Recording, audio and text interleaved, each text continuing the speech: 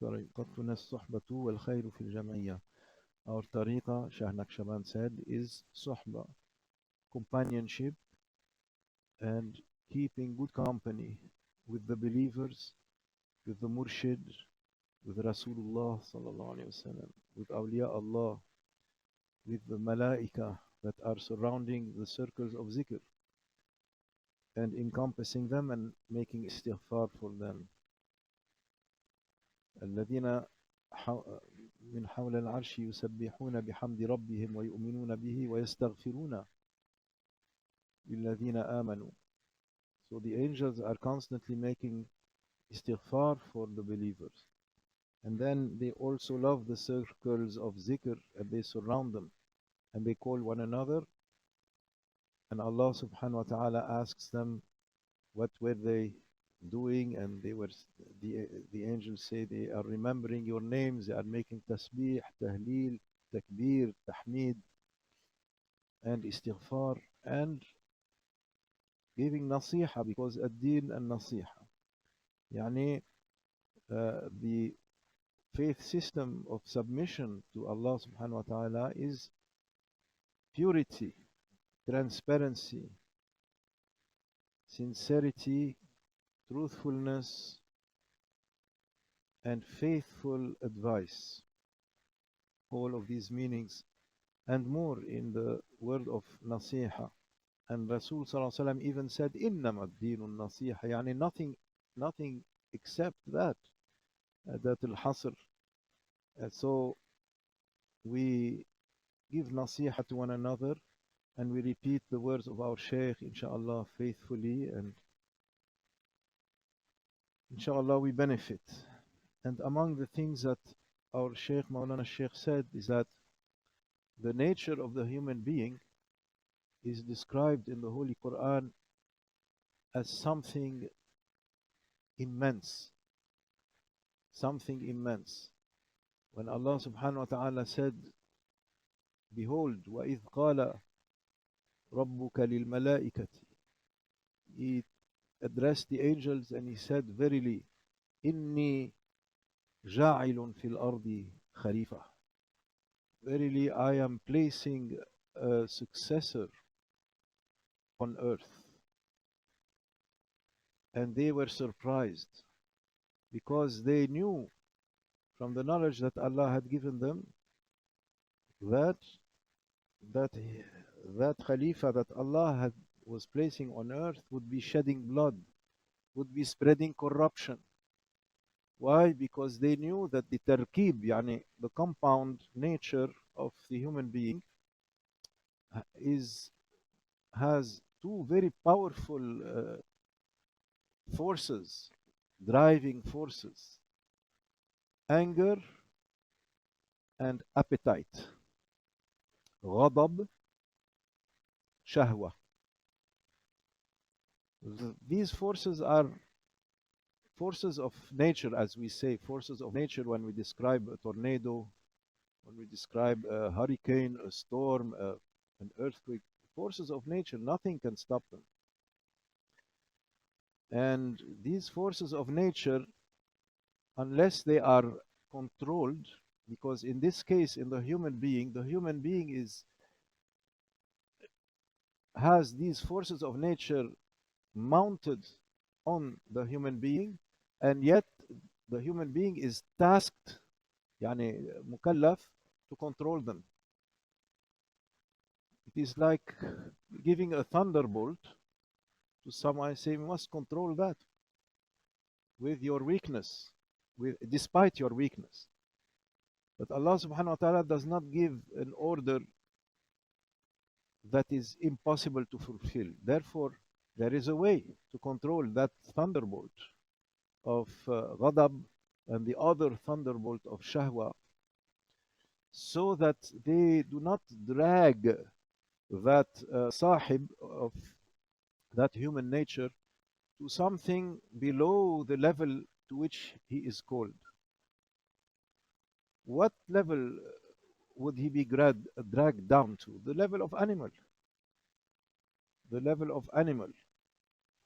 If he is not controlling those forces and if he just follows his shahwa and gives in to his ghadab, then in the end he will be nothing more than an animal roaming the earth, and even worse than an animal, because he will not be making use of his higher faculties, such as the aql that he was given to be able to appreciate something more than just shahwa and lust after appetites of all kinds, the belly and the underbelly, and fighting whenever he is prompted by his anger for possession, for control, for domination, this lust for domination of the other.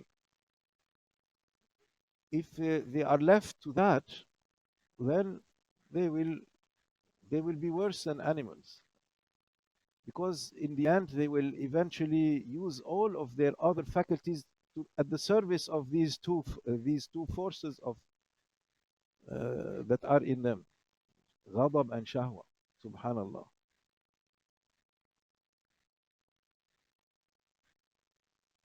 So we are called to be more than animals. We are called to achieve true humanity, to be a true human being. There is something in insan, a sir, that is supposed to come out and to make that one a khalifa on earth if they bring it out.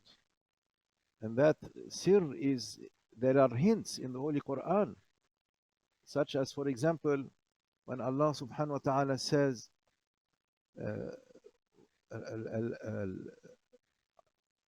الذي أحسن كل شيء خلقه وبدأ خلق الإنسان من طين. Allah, who has made excellent everything he has created, and he began the creation of the human being from tin, mud or clay, earth, from which he created our forefather Adam, and out of him our mother Hawa, and from them many human beings, male and female.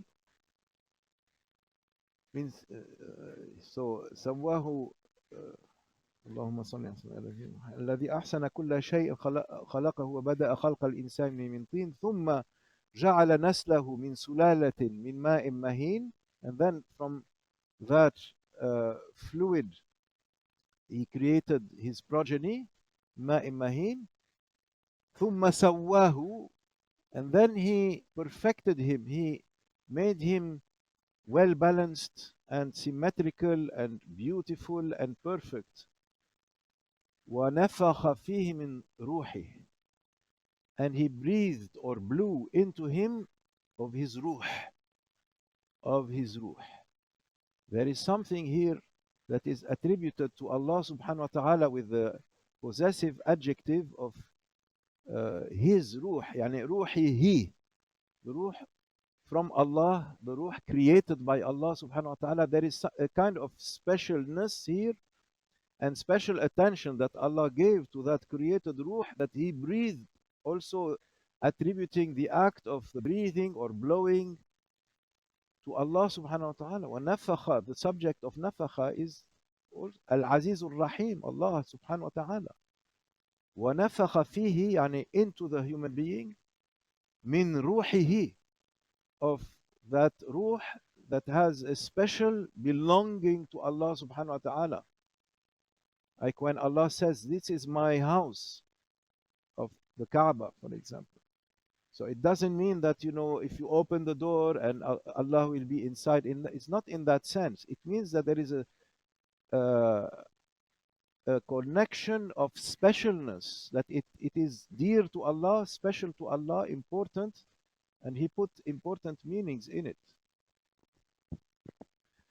So this human being belongs to Allah, and what Allah breathed into him belongs to Allah, and there is something special that is mounted into that special one, So it is as if now we have opposite forces. There are forces of immense honor that are connected to Allah subhanahu wa ta'ala, Jalla wa ala, in unfathomable ways, in inexpressible ways that the Quran describes in beautiful terms, saying that he is Khalifa, Allah has breathed into him of his ruh, he made him perfect. That on the one hand, and on the other hand, also saying that ثم رددناه أسفل سافلين إلا.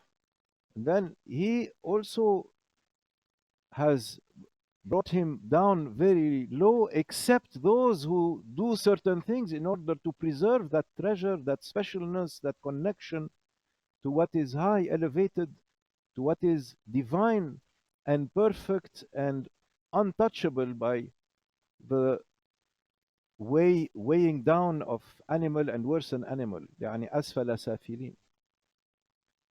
So there is an Imam who was very influential on Imam Ghazali, and Imam Ghazali was reading his books a lot. This Imam was a specialist of the Quran and of the Arabic language. His name was Raghib al-Asfahani, Abu al-Qasim Raghib al-Asfahani, and he has a book on the education, the two educations, yani the education of dunya, the education of akhirah, and the obtainment of the two blisses, the bliss of dunya and the bliss of akhirah. Yani to be servants of Allah and walking the paths of paradise already in dunya and achieving that in akhirah bi'idhnillahi ta'ala. So he called it تفصيل النشأتين وتحصيل السعادتين. So detailing the two educations, the education of this dunya and the education, or the education of the human being in dunya and the education of the human being in akhirah, and the tahsil al-sa'adatain, obtaining the two happiness, to be happy in dunya and to be happy in akhirah. And he's saying, oh human being, you have been called to be more than an animal. So try to achieve true humanity. And then he says, oh human being, you have been called even, you have been given the possibility to be even more than that. To be what more than that? To be malaiki, not just insani, but malaiki. How to be malaiki? To be so that Allah subhanahu wa ta'ala will give you the reward as if you were making zikr perpetually, as if you are never outside of ibadah. Everything is for Allah subhanahu wa ta'ala. Every breath you take will be counted as ibadah if you want that. If you follow a path of purity like that, Allah will give you that reward. As if you were يعني ma'asum like the malaika, and your nature is pure zikr, and you have no nafs in you, because they have no nafs, they have no dunya, they have no hawa, they have no shaitan. All their love is to make zikr of Allah and ibadah of Allah, and they never disobey Him. So Raghib is saying, if you want, O human being, Allah can give you that, and so you will be malaiki. And then he said, and not only that, he will make you even higher than that. Subhanallah. So what do you mean, O Imam? Higher even than that? He says, yes, he will make you malaki. Like he will make you a king. And he said, he is referring to في مقعد صدق عند مليك مقتدر. He will give you that seat in his presence that is even higher than the angels, even higher than the muqarrabeen, yani, because the muqarrabeen represented by Sayyidina Gibril in Isra and Mi'raj, he stopped at a limit and he said, Ya Muhammad, continue, this is my limit, I stop here, I cannot go further. فَتَأَخَّرَ جِبْرِيلُ. And the reports say that Sayyidina Muhammad sallallahu alaihi wasallam continued, and when he turned back he saw Sayyidina Jibril like the hils, the saddle cloth discarded, a worn out saddle cloth thrown on the ground from his humbleness before in front of the presence of Allah subhanahu wa ta'ala, teaching teaching the Holy Prophet ﷺ and teaching us, because we read this report, humbleness, that even at that level of magnificence that Allah gave to that angel, he was in complete surrender, submission, and effacement, yani fana, in front of the greatness of Allah subhanahu wa ta'ala. And he was saying to Sayyidina Muhammad, look how respectful also of the sir of humankind represented by Rasulullah sallallahu alayhi wasallam, he was showing and in support. Yani the complete far extreme opposite of Iblis, who was envious from the start, hasad bursting out of him and causing him to completely lose his mind, even though he had worshipped on every level of the skies among the angels. He knew all the heavenly books, and yet he lost all of that in an instant when he disobeyed Allah subhanahu wa ta'ala with regard to the honor of Sayyidina Adam alayhi salam. So he was not only asking the question of how come this one is going to be Khalifa when his descendants are spreading corruption, shedding blood, and they have this anger in them, they have these things that drive them. And he did not stop there. He used his mind in order to argue with Allah subhanahu wa ta'ala that I am better than him. He went to the conclusion that, as if saying to Allah that there must be a mistake here. Subhanallah. And he fell and lost everything. And nothing did it avail him that he had done all this ibadah, that he had received all this knowledge and heavenly knowledge, that he had been in the company of the malaika, that he had been held in honor, high honor. But he used his mind to argue with Allah subhanahu wa ta'ala, and hasad was moving him, motivating him, and he could not see or think or do anything right, and he fell from that and he was expelled. But Allah subhanahu wa ta'ala gave him permission to test and oppose and attack and try to harm and to be in the way of all of these human beings until a certain time, to try to prove his points that they are incapable. You see? And so he will be acting together in coordination or in conjunction, or trying to be allies with these forces that are in us, like shahwa and ghadab, nafs, which we call as nafs and hawa. We call these forces nafs and hawa, and those forces are huge. Only if they give permission can shaitan actually act on the human being. Otherwise, ليس لك على, you have no authority, no power over them. إلا من اتبعك من الغاوين, except those of the misled one, the misled one, the غاوين. غاوين going astray, deviating, because instead of following their aql, their qalb, their ruh, their mission that is in the order to be khalifa, they follow their shahwa, they follow their ghadab, they follow their lusts, they follow their animal nature and fall worse below the animal. At that time, it is easy. So it is like an open invitation. But without that invitation, what can he do? You have no power over my slaves. Allah subhanahu wa ta'ala mentioned this very clearly. So those masters of spiritual thinking and the understanding and the discussion of Khilafah to explain it to us. And he was also a master of tafsir. Raghib Asfahani has a big tafsir and a dictionary of tafsir as well.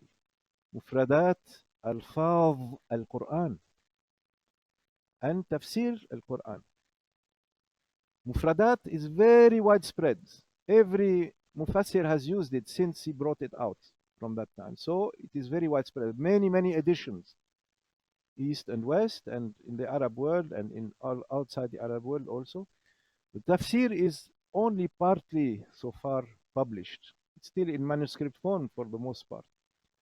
So he is saying you can be even higher than the malaika. Allah subhanahu wa ta'ala will give you that maqam where he lets you see him and you are في مقعد صدق عند مليك مقتدر, in a seat of truthfulness in the presence of an all sovereign, all mighty, powerful king. Allahu Akbar. So this is the ziyada and the husna, yani beyond the paradises. And that is the nearness to the Holy Prophet sallallahu alaihi wasallam, also promised to that Sahabi who was saying, Ya Rasulullah, I love you, I miss you, even in this dunya when I can see you, when I come close to you, I cannot wait to see you. But I know that in Akhirah you will be in such heights. How can I hope to see you then at that time? Because I know that Allah raises you and loves you dearly, and I cannot expect that I'm afraid I will not be with you at that time. How can I be close to you? He said, you are sure that's what you want? Rasulullah sallallahu alaihi wasallam had actually said to him, ask anything you like. Ask me anything, because Rasulullah sallallahu alaihi wasallam wanted to thank him for a service he had done. And Rasulullah sallallahu alaihi wasallam said to him, ask me anything you like. That Sahabi, he said to himself, oh, I'm not going to answer now. Rasulullah, can I answer you tomorrow? He went home and he thought he thought to himself, I must not waste this. I must ask something yani that I want more than anything. And what do I want more? And he thought he came back to Rasul sallallahu alaihi wasallam with this request. You see, I want to be near you in Akhirah. You see how they are thinking? They are thinking of, yani Allah inspires them to do special things, to ask for special things. We must ask for special things. There is no limit to what we can ask. Ask for what never dies. Ask for what is higher than anything, that is better, more beautiful than anything. So what would be the better guarantee than to be next to Rasulullah sallallahu alaihi wasallam? Then, so Rasul sallallahu alaihi wasallam said to him, are you sure that's what you want? Because he was poor, he was in need, he could legitimately ask for something of dunya that he needs for himself, for his dependents, to survive. They lived in difficult conditions, and then, but that's all he wanted. He said, yes, Ya Rasulullah, that's what I want. I want to be near you in Arasat al-Qiyamah, yani on the heights of Qiyamah.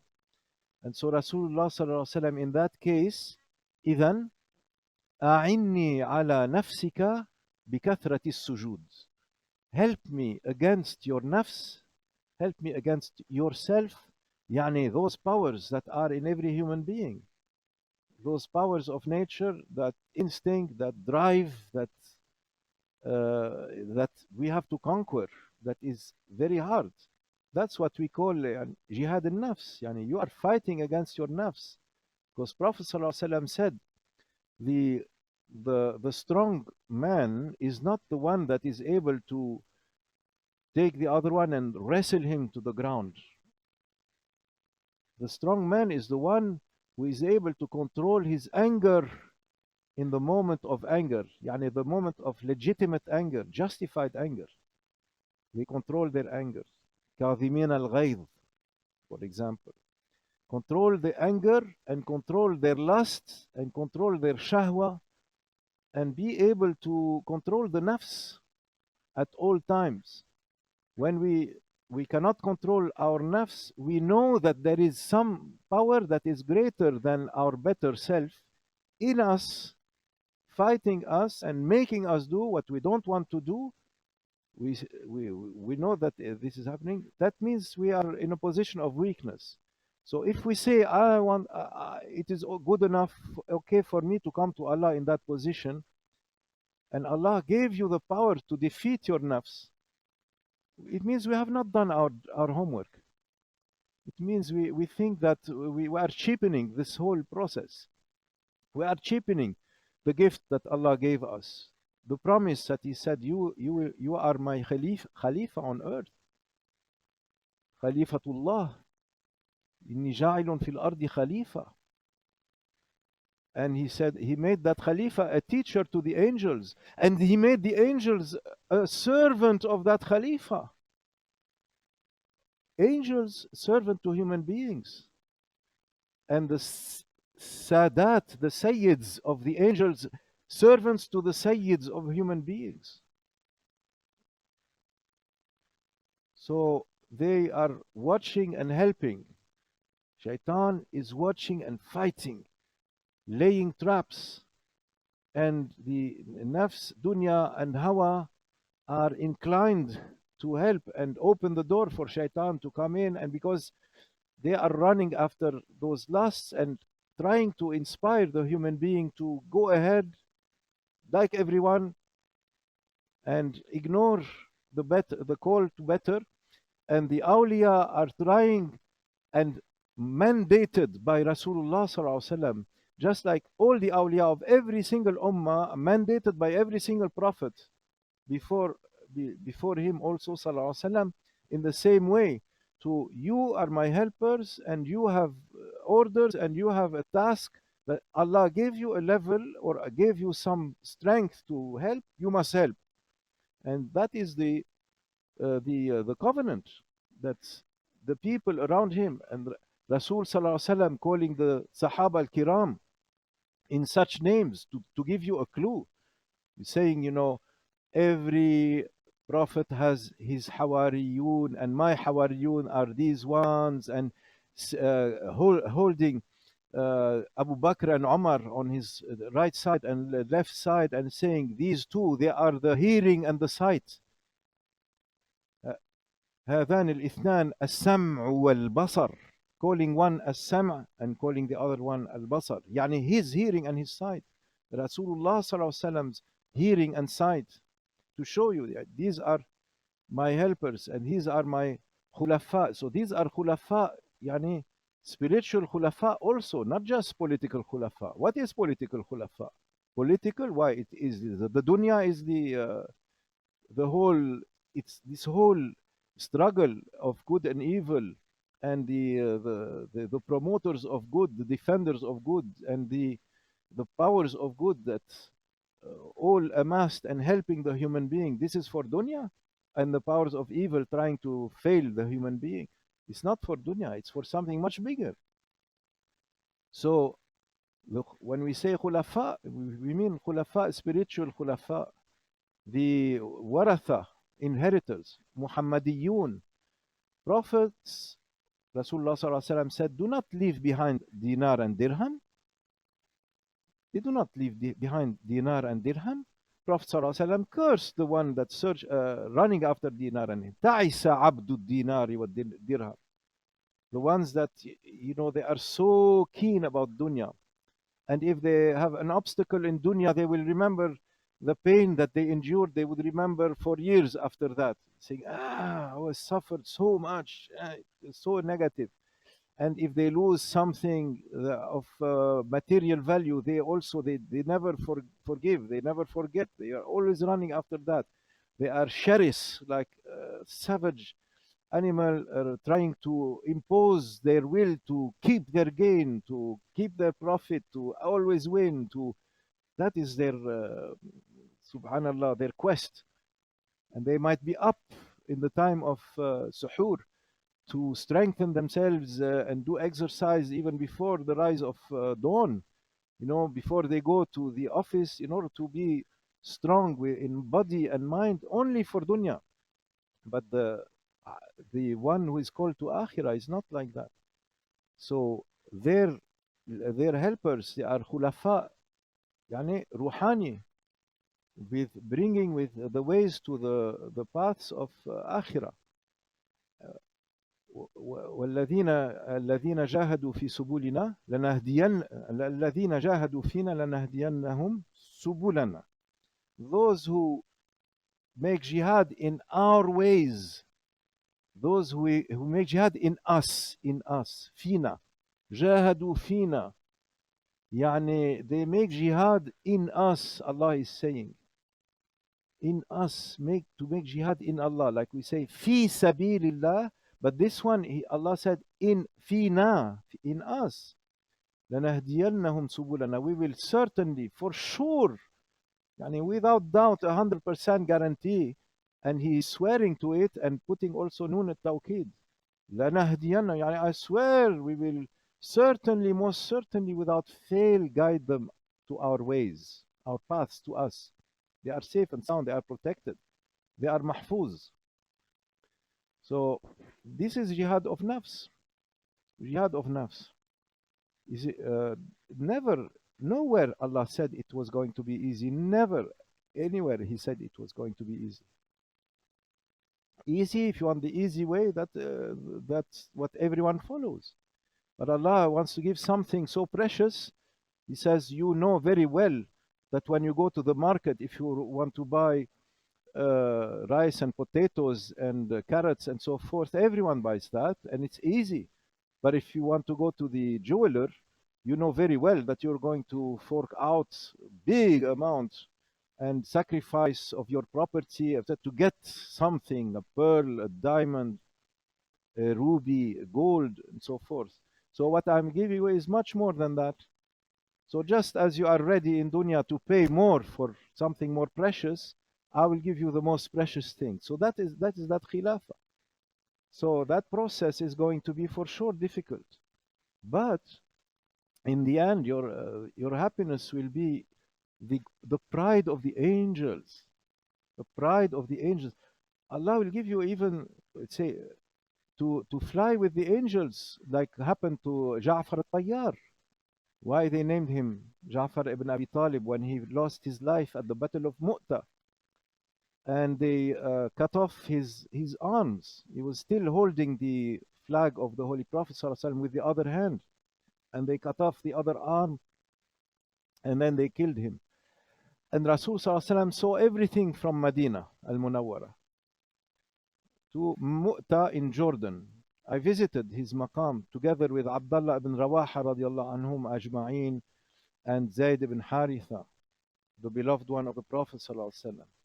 And his son also, Usama ibn Zayd, was the beloved one. Usama was the beloved son of the beloved of Rasulullah. The beloved of Rasulullah, son of the beloved of Rasulullah. So those ones, those three, mashallah, their maqam are there in Jordan. And he said to the people in Medina, and especially for his family, they are his family, his relatives, Ja'far ibn Abi Talib, that I saw Ja'far flying with the angels. Allah gave him 2 wings. He's happy. He's flying with the angels, and seeing all the mulk and the malakut of Allah subhanahu wa ta'ala wherever He wishes. Don't you want to that's such a station? And that is the reward. So that jihad of the nafs is promised. The ruh is an immense secret. It was given to the human being. And Mawlana Shaykh Nazim, in his suhbas of that book that is outside, it contains a suhba in there where he says that ruh is that jewel in the human being that represents his khilafah and his Muhammadan inheritance. To be a Muhammadan inheritor, and inshallah to achieve what Raghib Asfahani was calling the pure jewel of true humanity, of the true nature of what the human being is supposed to be, like when they mention al-insan al-kamil, yani the perfect human being, to be a reflection of the Holy Prophet sallallahu alaihi wasallam, to be the pride of the angels, that they are seeing the realization of what Allah was saying to them, that inni a'lamu ma la ta'lamun, I know what you know not. And the justification of their astonishment, yes, that truly, subhanak, la ilma lana, innaka anta al-alim al-hakim, yani we know nothing except what you teach us. Subhanallah, your creation is wonderful and astonishing and deserves admiration. That is a human being to whom they were ordered to make sajda, and represented by the holy prophets, and represented also by their inheritors. This is no small matter. So we are shaghuf, yani full of longing. It's more than shawq for their followership, to have followership of them. And they say to us, look, to have followership, you need something that we have to acquire it, we have to ask for it and struggle for it. Knock on the door of dua for, yani with assiduous, truthful sincerity, with tears and longing, and to take away from our rest and sacrifice our rest in order to show our sincerity, and they will give it to us. And to show humbleness in this respect, you must ask for humbleness. We must ask for trying to follow truly the uswatun hasana of Rasul sallallahu alaihi wasallam through those inheritors, because they are representing Rasul sallallahu alaihi wasallam in our time. This is why we go back to always to that wasiyah that Shaykh Abdul Qadir Jilani mentioned, as we always mentioned already in Kitab al-Ghunya. The way is Shaykh and Murid. The way is Sahib and Mashub. The way is student, teacher. There is no way around that. You do not take your religion from books. You cannot say, I am a follower of Hadith and Sunnah. Like the Salaf al-Salih were struggling. You think you can do that? You need an example, a living example, that in order for you to walk that path, you need a teacher. You take medicine from books. You take engineering from books. You take architecture, or to be able to be a pilot of a jet plane from books. You need teacher after teacher, and experience, and pass and fail, and fail and pass, and all that, and test after test. They throw you inside the water. They put you in a gyring machine. Before then, they can send you into space and trust you with all this. Hey, do you want to go through a sab'at tibaq and Isra and Mi'raj, which is much more than space? That's what they are calling us to. Subhanallah wa bihamdi. So we take that seriously. Take the chance. See what they say in those books of Mawlana Shaykh Nazim, our teacher. The preface by our teacher Mawlana Shaykh Hisham Qaddasallahu Sirrah. He said, these are not from, you will not find this in books. These are from heart of Mawlana Shaykh, his Shaykh, and from the heart of Mahdi, and from the heart of Rasulullah sallallahu alaihi wasallam. These suhbas are for the end of times, because the time is finishing. The time is finishing. Fitna is overwhelming. Like a tsunami of fitna and darkness, people need karama to get them out of that bog of like quicksand that is pulling us down, and causing despair and waswas and doubt and kufr and ridda and shak, yani doubt. So, but the reward is greater at the end of time, and also the progress is faster, because the last word belongs to Allah, and Rasulullah sallallahu alaihi wasallam will be happy. He will not be disappointed in his ummah. It is in the Holy Quran. وَلَسَوْفَ يُرْضِيكَ رَبُّكَ وَلَسَوْفَ يُعْطِيكَ رَبُّكَ فَتَرْضَى. You will be happy about everyone. It does not want to leave one of the ummah, not even a single one, to shaitan. Shaitan will have nothing. He will be defeated. The ones who will be happy will be Prophet sallallahu alaihi wasallam and the believers. So, but you must do your part. So that's what they are calling us to. And that jihad al-nafs, which always accompanies us, because we always have our nafs until our last breath. The nafs is there, it has to be conquered. So until the nafs turns and is in complete surrender, at that time it stops being ammaratun bisu and it is yani mutma'inna and always helping to goodness. And the inspiration will be clear, it will not be muddied. Inspiration always being sent to the heart. That's what the heart is for. It is better and stronger and much more powerful than a satellite phone or a smartphone or like that. It never sleeps, always making zikr. It is always in the presence and hudur of Arsh al-Rahman in sajda. We are far, Allah is near. Our own nature is in sajda to Allah, our true nature, that ruh and that sir, the secret that is in the human being. Fitra, that's what fitra is. And Mawlana Shaykh says that the fitra of the human beings always even began even before their creation. That every human being is born with fitra, but that fitra was already proclaimed and given as a covenant from Allah subhanahu wa ta'ala to every human being on Yawma alastu bi rabbikum qalu bala shahidna. That means all human beings. So Maulana Sheikh Nazim said that the true nature of human being is iman. Just as Rasul said in the yuladu ala al-fitra yani al-Islam.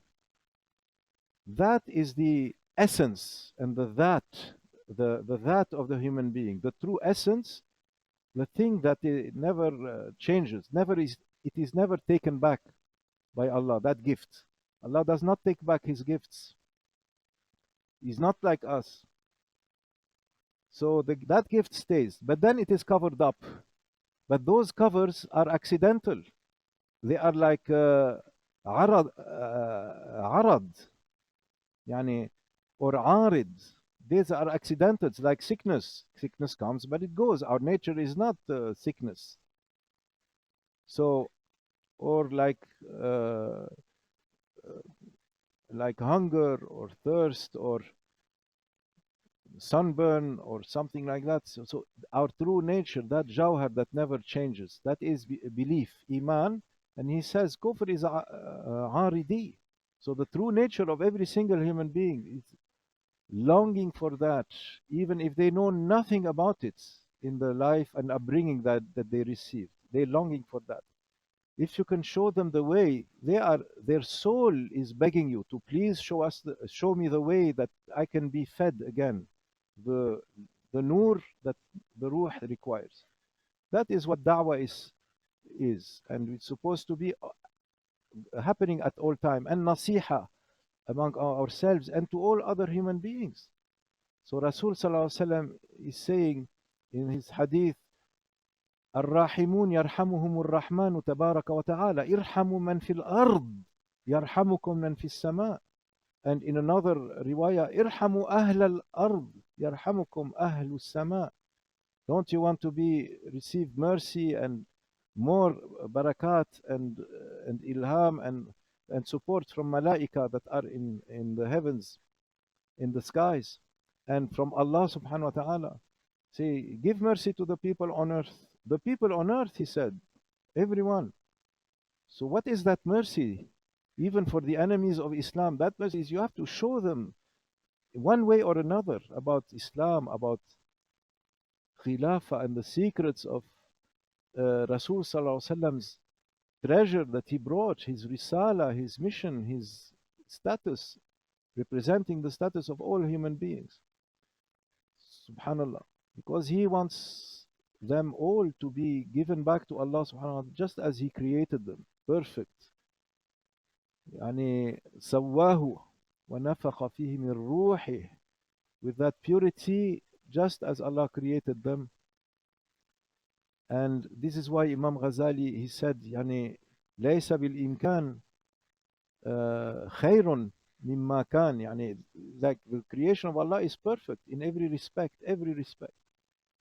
but we have corrupted it because of our weakness. And when we can Now we have to work to uncorrupt it. We have to work to walk it back to its original pristine nature, so that when we leave this dunya and each of us is prepared. Otherwise, anyway, the cleaning will take place.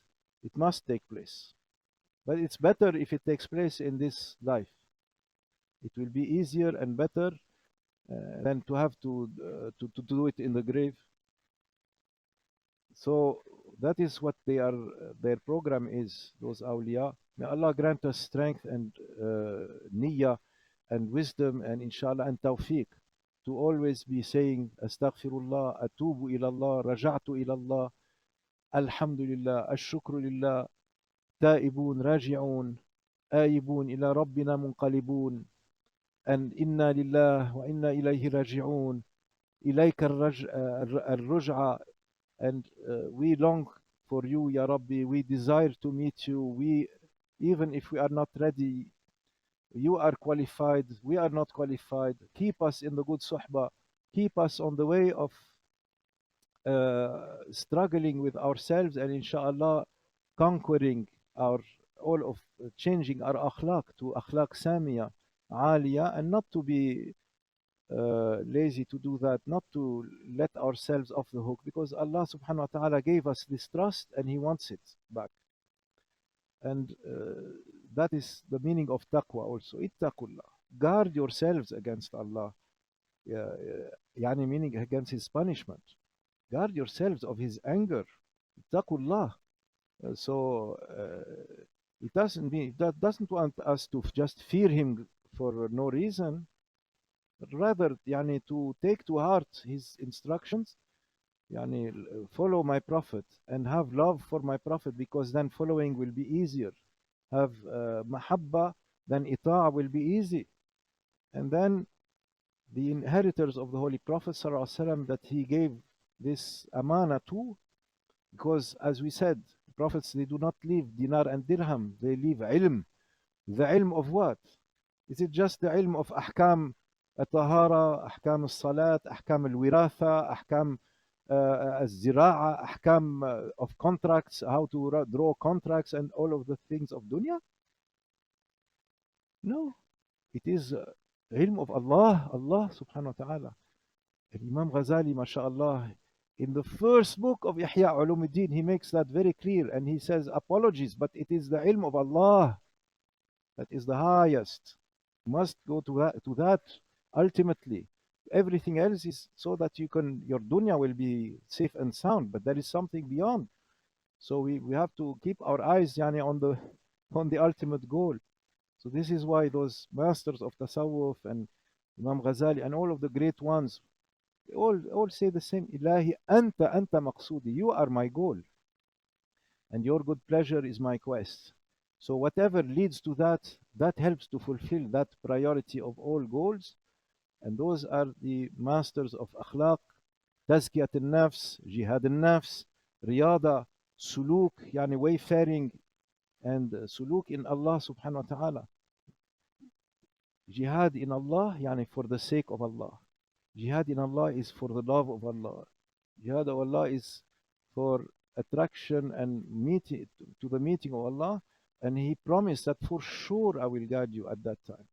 But roll up your sleeves, and just as He said, consider shaitan your mortal enemy. Don't be wishy-washy about it. Declare war once and for all. So the same thing, anything that cooperates with shaitan in us, we must declare war against it, for sure. So if we have that in us, and we all have that in us, that's nafs and hawa, and then attraction to dunya. So we keep that at a distance. Don't let it swallow you, and then you'll say, what is happening to me? Why am I don't feel? And then the children, and we have problems, and my brother and my sister, and remind them the same thing. This is what our teachers are teaching. May Allah help us, and may Allah grant us tawfiq. May Allah grant us hifz and kind patience, and remind one another, and keep to those circles of zikr and nasiha. Inshallah, taflah.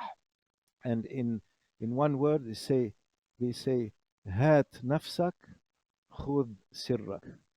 Give me your nafs, they say, take your secret.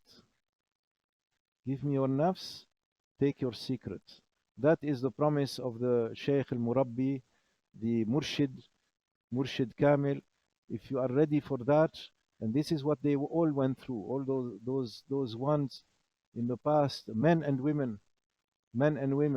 Words like we quoted before of Rabi'a Adawiyya, speaking to the ulama of her time and saying to them, istighfaruna bihajatin ila istighfar. Our istighfar is in need of istighfar. These are normal words. These are not words from their pocket or from their head. These are inspiration, angelic, Rabbani inspiration, Nabawi inspiration that awliya Allah receive when they're struggling with their ego. Allah gives them more, replaces, inshallah, their ego with something else. Hatta they say, Mutu qabla an tamutu, die before you die. And such advice, that's what it means. May Allah grant us that to take from our life in dunya in order to achieve a better life in akhirah. You all want a better life for yourselves and for your children, and this is the better of the better life, the best of the better life that we can hope to give to ourselves and to our children. So may Allah keep us on that path, and we cooperate, help one another, inshallah, and defeat our enemies in that. ومن الله التوفيق بحرمة الحبيب بحرمة الفاتحة. اللهم صل.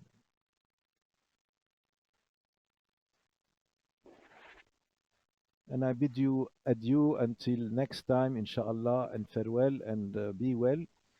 بإذن الله تعالى, I will depart for Brunei from Melbourne, so I'll be going there first tomorrow, first thing in the morning, inshallah. And so we can say goodbye and maybe perhaps have some na'at if you don't mind, inshallah.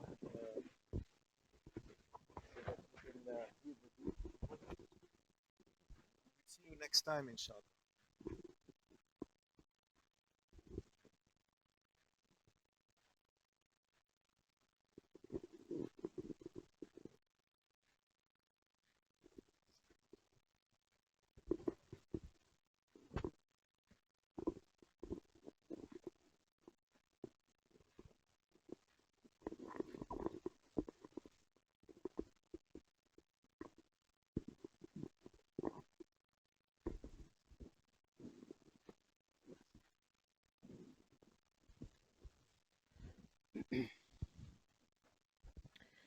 صلى الله عليك يا رسول الله وسلم عليك يا حبيب الله. तू शम्अ रिसालत है, आलम तेरा परवाना, तू माह नबूवत है, ऐ जलवाए जानाना। जो साक़ी कौसर के चेहरे से निकाब उठे, जो साक़ी कौसर के चेहरे से निकाब उठे, हर दिल बने में खाना, हर आँख हो पैमाना। तू शम्अ रिसालत है, आलम तेरा परवाना।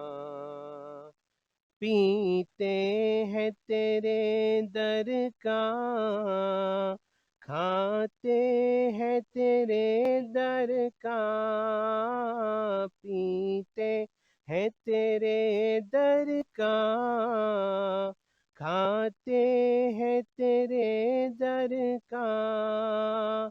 पानी है तेरा पानी, دانا ہے تیرا دانا، تو شمع رسالت ہے، عالم تیرا پروانہ، تو ماہ نبوت ہے، ہے جلوائے جانانا، ہر پھول میں بو تیری، ہر شمع میں ذو تیری، ہر پھول میں بو تیری، ہر شمع